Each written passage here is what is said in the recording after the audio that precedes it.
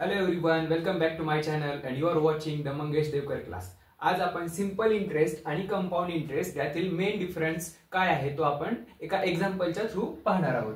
Example आहे, principal आहे 12,600, interest rate आपल्याला मिळतो 10% आणि आपण इन्व्हेस्टमेंट केली आहे 2 इयर्स साठी. तर फर्स्ट मेन डिफरन्स जो आहे तो आहे सिंपल इंटरेस्टचा डायरेक्ट फॉर्म्युला आहे P into R into T upon 100. So आपल्याला डायरेक्ट सिंपल इंटरेस्ट मिळून जातो. पण कंपाऊंड इंटरेस्ट मध्ये पहिल्यांदा आपल्याला अमाऊंट फाइंड करावी लागते. अमाऊंट म्हणजे आपण पैसे इन्व्हेस्ट केले आणि त्याच्यावर आपल्याला इंटरेस्ट मिळत राहतोय, कंपाऊंड इंटरेस्ट. तर आफ्टर 2 इयर्स आपल्या खात्यामध्ये किती टोटल पैसे असणार आहेत ते म्हणजे अमाऊंट. इथे आपल्याला फर्स्ट अमाऊंट फाइंड करावी लागते आणि नंतर कंपाऊंड इंटरेस्ट मिळतो. म्हणजे डायरेक्ट इन शॉर्ट डायरेक्ट आपल्याला कंपाऊंड इंटरेस्ट मिळणार नाही जसं सिंपल इंटरेस्ट मिळतोय. तर सिंपल इंटरेस्ट बघूया डायरेक्ट कसा मिळतोय. फॉर्म्युला आहे P into R into T upon 100. P म्हणजे प्रिन्सिपल आहे 12,600, interest rate 10 for 2 years, T आहे 2 आणि अपॉन 100. तर इथे कॅन्सलेशन करून आपल्याला सिंपल इंटरेस्ट भेटतोय 2 वर्षासाठी, 2 इयर्ससाठी 2,520. हा झाला इंटरेस्ट. इंटरेस्ट म्हणजे काय, जे आपल्याला एक्स्ट्रा मनी भेटणार आहे बिकॉज ऑफ आवर इन्व्हेस्टमेंट. आपण इन्व्हेस्टमेंट केली आहे 12,600 2 इयर्ससाठी, तर त्याच्यावरती मिळणारा interest 2,520. So total after 2 years आपल्या खात्यामध्ये किती पैसे असणार आहेत ते म्हणजे अमाऊंट असतं. सो अमाऊंटचा फॉर्म्युला आहे प्रिन्सिपल म्हणजे आपली इन्व्हेस्टमेंट आणि मिळणारे एक्स्ट्रा पैसे म्हणजे इंटरेस्ट. सो प्रिन्सिपल आपले पैसे आहेत 12,600, बँकेकडून आपल्याला मिळणार आहे 2,520. सो टोटल 15,120 एवढे पैसे आपल्याला आफ्टर 2 इयर्स आपल्या खात्यामध्ये असणार आहेत. इन्व्हेस्टमेंट बघा 12,600 ची आहे आणि 2 वर्षानंतर 15,120 झाले. आता कंपाऊंड इंटरेस्ट मध्ये काय होतं की डायरेक्ट फॉर्म्युला का नाहीये, तर कंपाऊंड इंटरेस्ट मध्ये आपण इन्व्हेस्ट केलं फर्स्ट इयरला, फर्स्ट इयर नंतर जो काही इंटरेस्ट मिळेल तो कंपाऊंड इंटरेस्ट आणि सिंपल इंटरेस्ट मध्ये सेम राहतो. मग आफ्टर 1 इयर जो काही पैसे असतील तो प्रिन्सिपल बनून जातो या केसमध्ये कंपाऊंड इंटरेस्ट मध्ये. इथे प्रिन्सिपल सेम राहतो, 12,600 will be principal for every year. पण कंपाऊंड इंटरेस्टच्या केसमध्ये एव्हरी इयर प्रिन्सिपल बदलत राहतो. म्हणजे आफ्टर 1 इयर जितके पैसे असतील ना बँकेमध्ये तो आता प्रिन्सिपल आणि त्याच्यावर इंटरेस्ट मिळणार. म्हणजे जास्त इंटरेस्ट, जास्त पैसे भेटतात कंपाऊंड इंटरेस्ट मध्ये.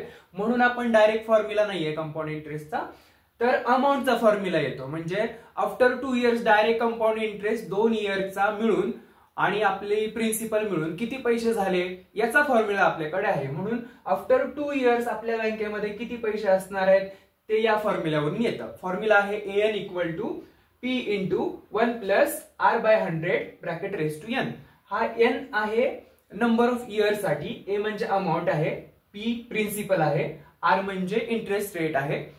तर A2 इथे आपल्याला डायरेक्ट अमाऊंट भेटते आफ्टर 2 इयर्स तुमच्या खात्यामध्ये. कंपाऊंड इंटरेस्ट कॅल्क्युलेट करून किती पैसे असणार आहेत तर 15,246. हे तुम्ही जर नंबर्स बघाल तर हा आहे 15,120 आणि हा आहे 15,246. तर ही जास्त अमाऊंट आहे, जास्त पैसे आहेत. कंपाऊंड इंटरेस्ट मध्ये आपल्याला जास्त पैसे भेटतात. तर हे याच्यावरून तुम्हाला दिसतंय. तर A2 फाइंड झाला म्हणजे आफ्टर 2 इयर्स तुमच्या खात्यामध्ये किती पैसे असतील 15,246.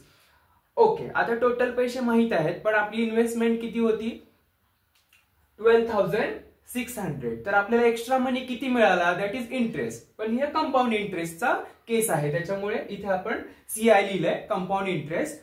आफ्टर 2 इयर्स जेवढे पैसे आहेत त्याच्यातून आपले पैसे किती होते इन्व्हेस्टमेंट तेवढे वजा केले, हे आपल्याला जास्तीचे पैसे आपल्याला आपल्या अकाउंट मध्ये ऍड झालेत. किती झाले 2,646. तर या नंबर्स मध्ये बघा डिफरन्स दिसतोय तुम्हाला. इथे simple interest after 2 years interest extra money किती मिळालाय 2,520 आणि कंपाऊंड इंटरेस्टच्या केसमध्ये एक्स्ट्रा मनी 2,646. तर इथे जास्त मिळालाय. मेन जो डिफरन्स मला या व्हिडिओतून सांगायचा आहे स्टुडंट्सना की इथे सिंपल इंटरेस्ट आपल्याला फॉर्म्युलाने डायरेक्ट भेटतो, पण कंपाऊंड इंटरेस्ट साठी आधी अमाऊंट फाइंड करावी लागते आफ्टर 2 इयर्स किती पैसे असणार आहेत आणि त्यातून आपली प्रिन्सिपल आपलं स्टार्टिंग इन्व्हेस्टमेंट मायनस करायचं, मग आपल्याला तो कंपाऊंड इंटरेस्ट भेटतो.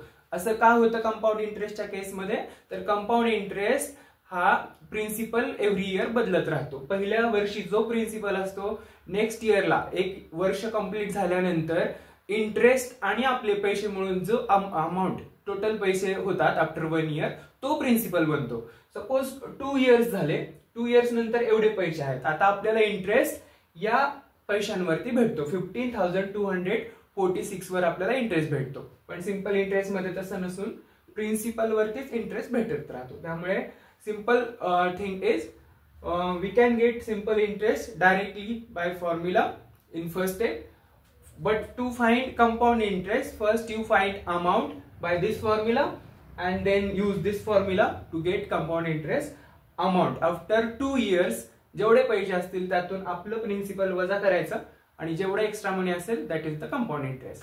I hope you understood this. Thank you.